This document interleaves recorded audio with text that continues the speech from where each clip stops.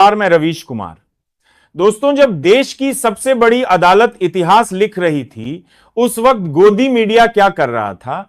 वो बाबा के नए प्रोडक्ट का रिव्यू कर रहा था या किसी मंत्रियों के कपड़ों की डिजाइन पर डिबेट चला रहा था? जब जज संविधान पढ़ रहे थे, तब यह एंकर भक्त गाथा सुना रहे थे। यानी अदालत में लोकतंत्र की धड़कन सुनाई दे रही थी और टीवी स्टूडियो में सिर्फ सत्ता की ताली। देखिए, गोदी मीडिया का काम अब जनता को खबर देना नहीं, बस दिमाग को एक दिशा में मोड़ना है। जिस खबर को पूरे देश को सुनना चाहिए था, उसे दबा दिया गया। क्यों? क्योंकि उसमें सवाल था, और आजकल सवाल पूछना देशद्रोह है। लेकिन आज का सवाल यही है, जब अदालत सत्ता की नब्ज पर उंगली रखती है, तो क्या फिर भी न्यूज चैनल मौन रहेंगे, या फिर यह भी बताएंगे कि मोदी जी को धूप में कितना पसीना आया? इस रिपोर्ट में हम उसी खबर की तह तक जाएंगे जिसे दबाया गया, घुमाया गया और जुडिशियल पावर से टकराने की वजह बना। क्योंकि जब मीडिया बिकता है, तब लोकतंत्र अदालत में अपने लिए आवाज ढूंढता है। तो आइए उस खबर की परतें खोलते हैं जिस पर गोदी मीडिया ने पर्दा डाला और जो अब जनता की उम्मीद बन गई है।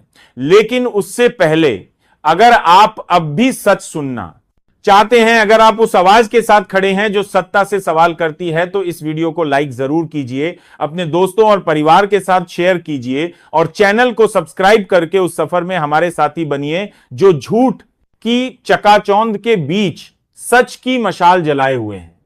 और हां, कमेंट करके जरूर बताइए आप इस वीडियो को भारत के किस शहर या राज्य से देख रहे हैं, क्योंकि आपकी मौजूदगी ही हमारी हिम्मत है। आज हम जिस खबर को जानना चाहती है कि आखिर यह घोटाला हुआ कैसे और कौन है असली गुनहगार। और हां, वीडियो को लाइक और चैनल को सब्सक्राइब जरूर करें। आज का नाम है जस्टिस BR गवई। जी हां, वही जस्टिस गवई जिन्होंने कानून की किताबों को धूल से उठाकर सत्ता के माथे पर रख दिया। खबर यह है कि सुप्रीम कोर्ट ने सरकार के पीछे CBI लगा दी है। CBI यानी वही संस्था जो अक्सर सत्ता की मर्जी से चलती है, लेकिन आज अदालत की डगर पर है। और जैसे ही यह खबर बाहर आई, सत्ता के गलियारों में सन्नाटा छा गया। ना कहीं कोई माइक था, ना कोई जश्न, सिर्फ एक खामोशी जो कुछ कहती भी है और बहुत कुछ छुपाती भी। याद कीजिए, हमने कितने ही जज देखे हैं, लेकिन जब बात सरकार के खिलाफ एक्शन की आती है, तो हर किसी को जज लोया याद आ जाते हैं। डर, संशय, चुप्पी अदालतों में गूंजती। ये तीन चीजें हमें कुछ बताए बिना भी बहुत कुछ बता जाती हैं। लेकिन गवई साहब ने कुछ और ही किया। वह डरते नहीं हैं कि कटघरे में कौन खड़ा है, वह सिर्फ यह देखते हैं कि क्या वह सच में दोषी है, और अगर दोषी दिखे तो बिना किसी लाग लपेट के कानून का पाठ पढ़ा देते हैं।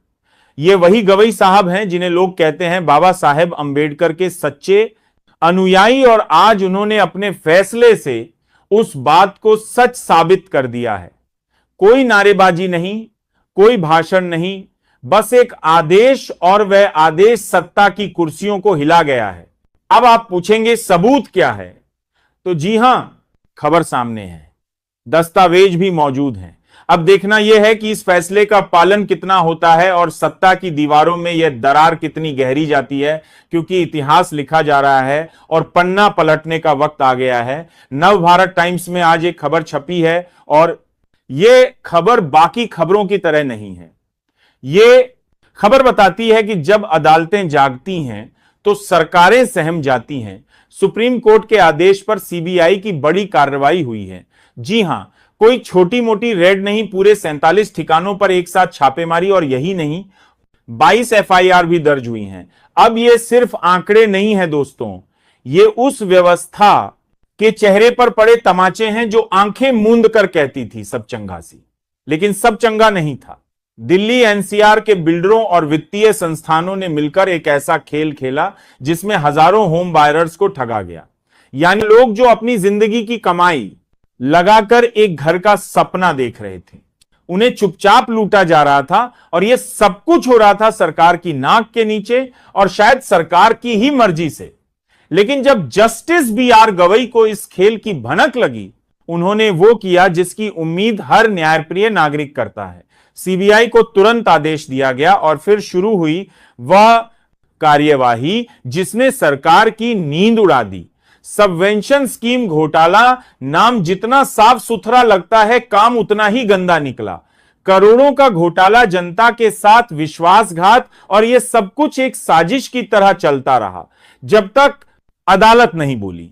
अब अदालत बोली है, आदेश हुआ है, जाइए रेड मारिए, जाइए गिरफ्तारी कीजिए और किसी को मत देखिए कि वो कौन है, किस कुर्सी पर बैठा है। और सीबीआई ने वैसा ही किया। सरकारें आती हैं जाती हैं, लेकिन इतिहास सिर्फ उन्हीं का बनता है जो अपने फैसलों से व्यवस्था को झकझोर देते हैं। और आज जो कुछ हुआ है वह आने वाले समय के लिए एक मिसाल बन सकता, अगर यह कार्रवाई पूरी ईमानदारी से पूरी की जाए। क्योंकि सवाल अभी बाकी है, क्या यह रेड और एफआईआर वाकई आरोपियों तक पहुंचेगी या फिर एक बार फिर सब ठीक है कि पर्दे ताने जाएंगे? जवाब आपको तय करना है, क्योंकि लोकतंत्र में अदालतें तभी तक ताकतवर होती हैं जब जनता सच को पहचानती है। जरा देखिए इस खबर को। दिल्ली एनसीआर में एक बार फिर सपनों का व्यापार, घोटालों की दुकान और खामोश सरकार तीनों एक साथ मंच पर आ चुके हैं। सीबीआई ने 47 ठिकानों पर छापेमारी की है और 22 एफआईआर दर्ज की गई हैं। यह उस सरांत की बदबू है जो वर्षों से अंदर ही अंदर पक रही थी, लेकिन अब बाहर निकल आई है। घोटाला सबवेंशन स्कीम के तहत हुआ है। नाम इतना जटिल और तकनीकी रखा गया कि आम आदमी पूछे भी तो कैसे। लेकिन अब जान लीजिए, बिल्डर्स और फाइनेंशियल कंपनियों ने मिलकर हजारों होम बायर्स को ठगा। वो लोग जो हर महीने किराया देते देते थक चुके थे, जो होम लोन की ईएमआई भरते हुए ये सोचते थे कि कभी तो छत मिलेगी, उन्हें मिला सिर्फ धोखा, और इस धोखे की खबर सरकार को भी थी। जी हां, यही लिखा है। लोगों ने शिकायतें की, थानों के चक्कर काटे, सरकार से गुहार लगाई, लेकिन कुछ नहीं हुआ, कोई कार्रवाई नहीं हुई। क्यों? क्योंकि शायद कहीं ना कहीं कोई चढ़ावा चढ़ा था, और यही वजह थी कि सरकार ने आंखें मूंद ली। सरकार सरेंडर हो चुकी थी, और जब सरकार सो रही हो तो कभी कभी अदालतें जागती हैं। सुप्रीम कोर्ट ने आदेश दिया और सीबीआई ने छापेमारी शुरू कर दी। लेकिन अब सवाल सिर्फ छापेमारी का नहीं है। सवाल यह है कि क्या ये छापे वाकई उस गुनाह तक पहुंचेंगे जहां से साजिश शुरू हुई थी। सवाल यह है कि इतने वर्षों तक यह घोटाला सरकार की नाक के नीचे चलता रहा और कोई क्यों नहीं बोला? क्या बिल्डरों और वित्तीय संस्थानों की इस साठगांठ में कोई राजनेता भी शामिल था? क्या जिनके खिलाफ एफआईआर हुई है उन्हें सजा भी मिलेगी, या फिर वही लोग अगली बार किसी चुनावी मंच पर चंदा देकर सम्मान पाएंगे? और अगर सुप्रीम कोर्ट हस्तक्षेप ना करता तो क्या यह घोटाला ऐसे ही चलता रहता? सवाल जनता के हैं, जवाब अदालत से मिला है। अब देखना है कि सरकार क्या जवाब देती है, या फिर हमेशा की तरह खामोश हो जाती है। और आखिरकार सुप्रीम कोर्ट को खुद एक्शन लेना पड़ा। जी हां, सरकार ने एक्शन नहीं लिया। शिकायतें होती रही, लोग दर दर भटकते रहे, लेकिन सरकार चुप रही। और फिर सुप्रीम कोर्ट ने वह किया जिसकी उम्मीद किसी भी लोकतंत्र में होती है, ताबड़तोड़ एक्शन। आप देखिए खबर, दिल्ली, नोएडा, ग्रेटर नोएडा, गुरुग्राम और गाजियाबाद, इन सभी जगहों पर सीबीआई की रेड पड़ी है। और यह रेड कोई औपचारिकता नहीं थी। आपत्तिजनक दस्तावेज, डिजिटल सबूत सब जब्त किए गए हैं। सुप्रीम कोर्ट ने साफ कहा है, बिल्डरों और कुछ फाइनेंशियल संस्थानों के बीच साठगांठ थी, और इस साठगांठ के जरिए एक जाल बुना गया, सबवेंशन स्कीम का जाल। नाम में स्कीम, काम में स्कैम। इस स्कीम के उन्हें ईएमआई फ्री घर का सपना दिखाया गया और फिर उन्हें कर्ज व कोर्ट कचहरी का ग्राहक बना दिया गया। अब सवाल उठता है, क्या सरकार को इस घोटाले की भनक नहीं थी, या फिर सरकार को सब पता था लेकिन वह सिर्फ चुप थी क्योंकि शायद बिल्डरों से भेंट चढ़ती थी? दस्तावेज कौन बनाता था? कई बार वही सिस्टम जो सरकार के अधीन होता है। खबर में लिखा है ये पूरी स्कीम 2014 के आसपास शुरू हुई थी। हजारों खरीदार डिफॉल्टर हो गए, किसी की शादी टली, किसी की नौकरी गई, किसी ने आत्महत्या तक कर ली, लेकिन बिल्डर वो दिवालिया होकर बच निकले। अब सुनिए खबर क्या कहती है। गौतम बुद्ध नगर और एनसीआर की 40 परियोजनाओं में हजारों खरीदार फंसे हुए हैं। और नोएडा में जो स्पोर्ट्स सिटी घोटाला हुआ है उसकी भी सीबीआई जांच कर रही है।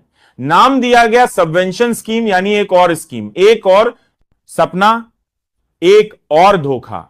बिल्डर, बैंक अधिकारी, फाइनेंस कंपनियां सब ने मिलकर ऐसा जाल बुना जिसमें घर नहीं मिला, सिर्फ फांसे हुए लोग मिले। और अब सबसे बड़ा सवाल यही है, क्या यह घोटाला सरकार की जानकारी के बिना हो सकता था? जब इतने वर्षों तक शिकायतें आती रही तो सरकार चुप क्यों रही? या फिर सरकार खुद इस खेल की शह दे रही थी? और जब बात बेहद ज्यादा बढ़ गई तब सुप्रीम कोर्ट को सीबीआई भेजनी पड़ी। दोस्तों, अब यह सिर्फ एक घोटाले की कहानी नहीं, यह उस पूरे सिस्टम की पोल खोलने वाली रिपोर्ट है। तो दोस्तों, यह सिर्फ एक रेड की कहानी नहीं है, यह उस सिस्टम का आईना है जिसमें आम आदमी के सपनों को बेचा गया, लूटा गया और फिर अदालतों के हवाले छोड़ दिया गया। आज जब सुप्रीम कोर्ट ने आवाज उठाई तो हमें यह नहीं भूलना चाहिए कि यह आवाज हमारे लिए उठी है उन हजारों परिवारों के लिए जो सालों से किराए की जिंदगी जी रहे थे, ईएमआई की गुलामी में जकड़े हुए थे। अब सवाल यह नहीं है कि सीबीआई ने कितनी रेड मारी, सवाल यह है कि क्या अब वाकई इंसाफ होगा?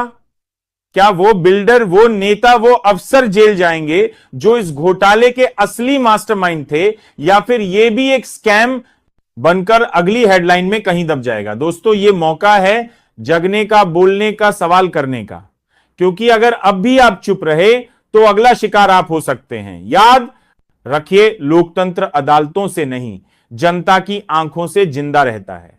तो यह थी आज की रिपोर्ट। रेड हो गई, एफआईआर दर्ज हो गई, पर क्या इंसाफ भी होगा? यही असली सवाल है। सरकार चुप है, चैनल खामोश हैं और जनता अब भी इंतजार में है। हमारा काम है सवाल करना, क्योंकि लोकतंत्र की सांसें सवालों से चलती हैं, तालियों से नहीं।